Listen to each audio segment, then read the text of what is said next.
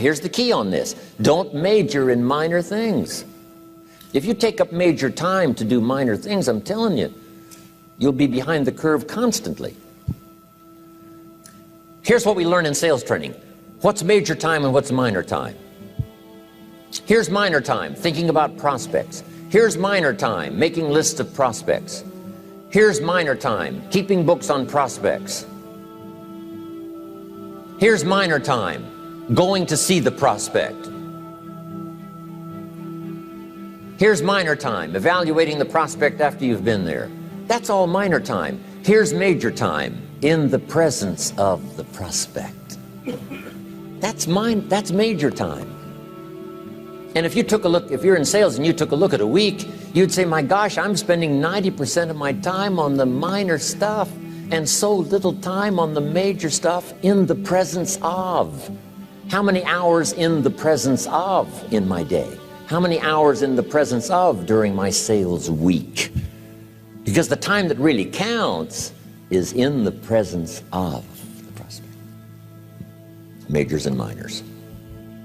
Here's another key time management essential. Don't mistake movement for achievement. It's easy to get faked out by being busy. Guy comes home at night all exhausted, falls in the chair and says, oh, I've been going.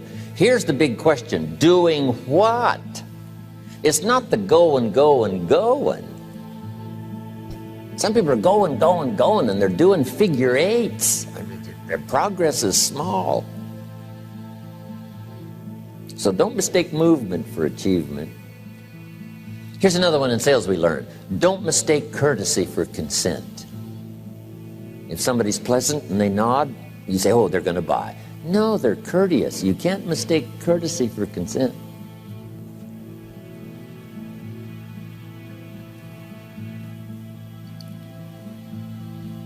Now here's a big one, concentration. I had to learn this. All those years ago, I'm in the shower trying to compose a letter. Found it turns out to be a strange letter. So here's what I learned to do. Save the work till you get to the office. Save the work till you get to the work. Don't try to get to the office on the way to work. On the way to work, enjoy the way. In the shower, enjoy the shower. Then go to work when you get to work. I found this to be helpful. Concentration. Here's another big one. Learn to say no. I'm telling you, in such a social society we have now, it's so easy to try to be a nice person saying yes, yes, yes to everything. Find yourself overloaded. Now you got to call and make the, well, gosh, you know, all the time it takes to back out of something that you said yes to too quickly. Here's what might be better. I don't think so, but if that changes, I'll call you. Little things you can use not to overcommit yourself. My friend Ron Reynolds says, don't let your mouth overload your back. It's a good one. Now here's a big one on time management. When you work, work. When you play, play. Don't mix the two. Don't work at play. I used to take my family to the beach and I would bring my briefcase.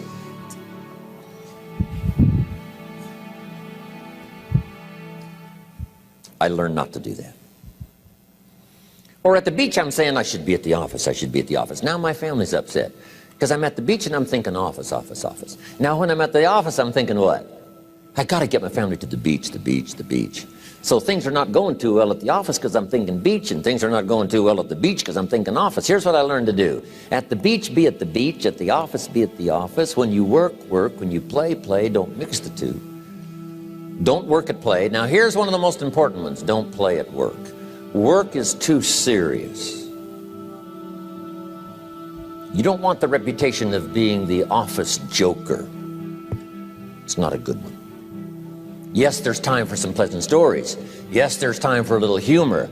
Yes, best if it's a happy office, of course. But I'm telling you got to be serious about work because you're parting with a piece of your life for the work you do.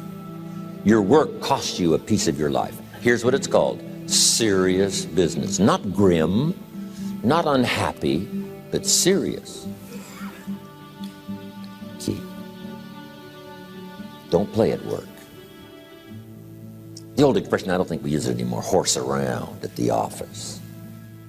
Play around, play jokes, play tricks. No place, not at the workplace. At the beach, yes. At the bar, yes. Somewhere else, not work. You got to treat work with all due conservative passion, because it's leading you to your future. Here's another key phrase: all work is good. You may not like your job, but if it's the stepping stones to get you to where you want to go, you got to appreciate your job. You don't have to have a passion for your job.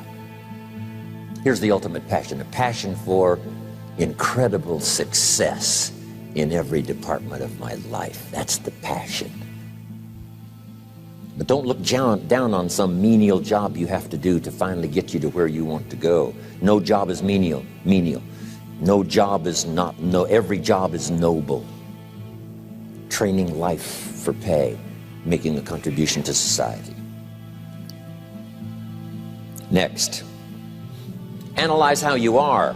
And if you have some weaknesses, if you doesn't seem like you can change, here's the key: get it covered. I used to keep promising myself I'd keep the books, keep the books, keep the books. Finally, I gave that up. And back then, it only took me an extra $50, $60 a month for some accountant to keep the books. I said, no, I'm going to save the $50.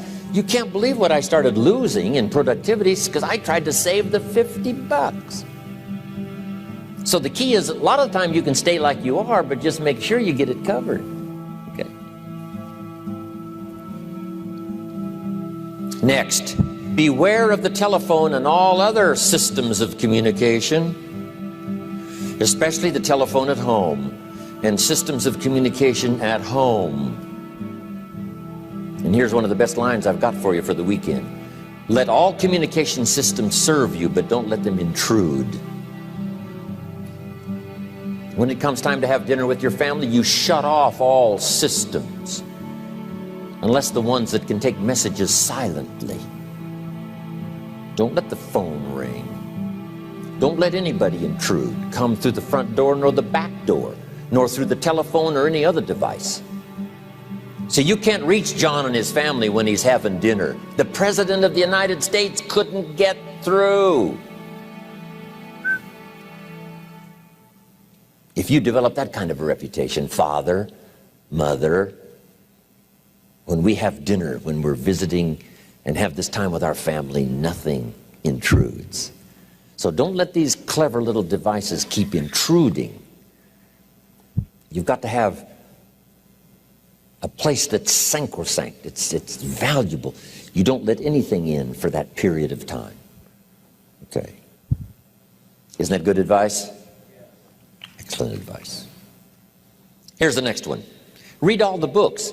You know, I've only got a few notes here on time management, but if you've got some particular challenges, you run a big organization, a big corporation, you've got some challenges, there's plenty of books.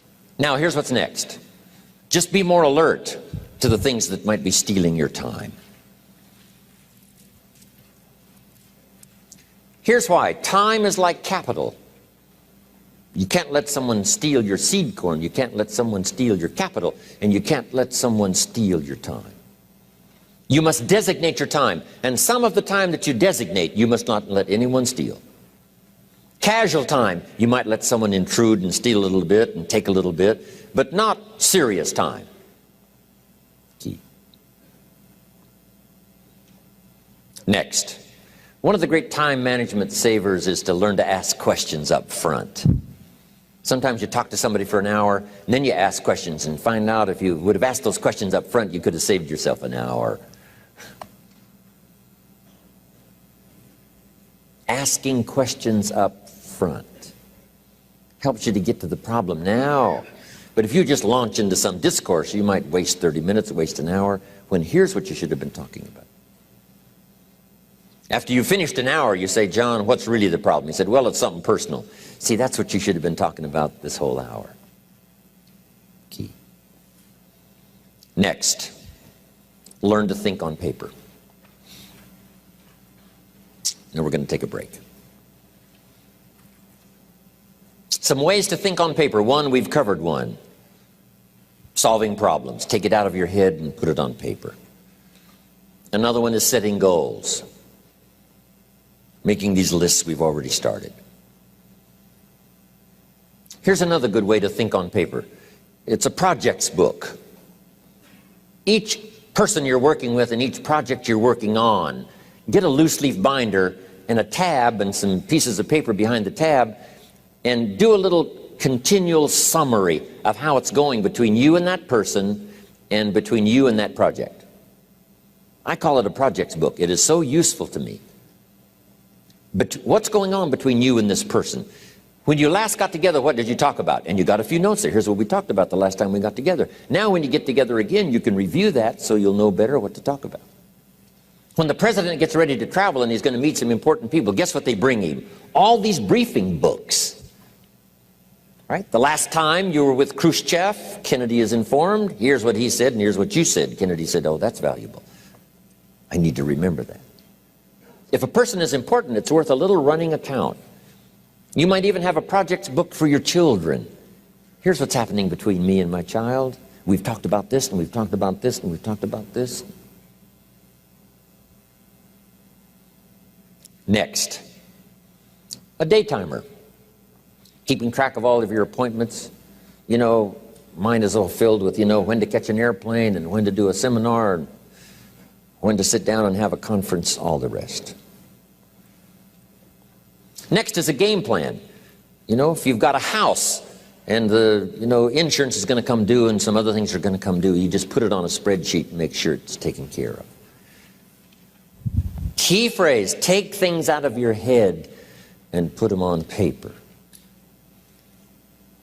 And the key is to just experiment with different ways that helps you to do that.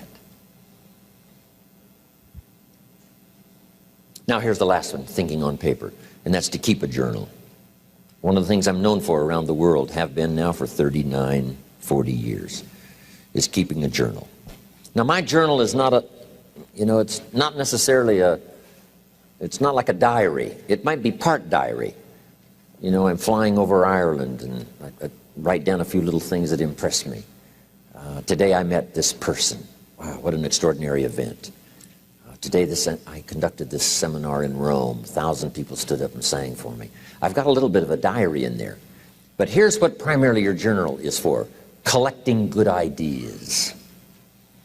A journal is to collect good ideas on your health, good ideas for your business, good ideas for your future, good ideas for time management. Because I used to take notes on pieces of paper and torn off corners and backs of old envelopes and restaurant placemats. And I threw all this stuff in a drawer. It did not serve me well. I finally learned to get a bound copy, right? And just keep a journal, right? If I was here, I had my journal, I'd be taking notes, right? These 2 days in my journal. Now, if you're caught without your journal, you just take the notes when you get back home. You put those notes in your journal, throw the paper away. Because we don't usually go through paper to review. But see, my journals now make up a significant part of my own library. My journal's all reserved privately for my children and my grandchildren. Can you imagine what I've collected over the years? It's unbelievable. There are 3 treasures to leave behind. I think you've already got those notes, right? Here they are. Number 1, your pictures. Don't leave the event unrecorded. It takes only a fraction of a second to say, here's who I was with. When I travel the world, right? We take all these pictures, and here's one of the gifts. People send me the pictures they took of me and them. It's part of the treasures I have on the farm. Incredible. A picture's worth 1,000 words to describe the scene, the emotion, what happened. Say, wow, this was an extraordinary day for me when I met these people. Here's what they told me happened to them when they went to my seminar 10 years ago. Wow, the drama comes back if you've taken the pictures. It's one of the treasures to leave behind when you go. Remember the old photographs that we have now of, 100 years ago, 70, 80 years ago, just a few photographs? What would it be like if you had thousands of photographs of the past, of your history, your mother, your father, right? Grandparents? So change all of that now for your children. Leave all your photographs as a record Here's what's next to leave behind, and that's your library. The books that changed your life, the books that changed your health, the books that rescued you from oblivion, the books that you passed on to other people, they were so exciting for you, the books that made you financially independent, the books that developed your leadership, the books that gave you wisdom to ponder when things were tough, the books that got you through the winter, the books that helped you to plant in the spring and harvest in the fall. What a treasure to leave behind. If you do that, here's what's for sure. Your books will be more valuable than your furniture.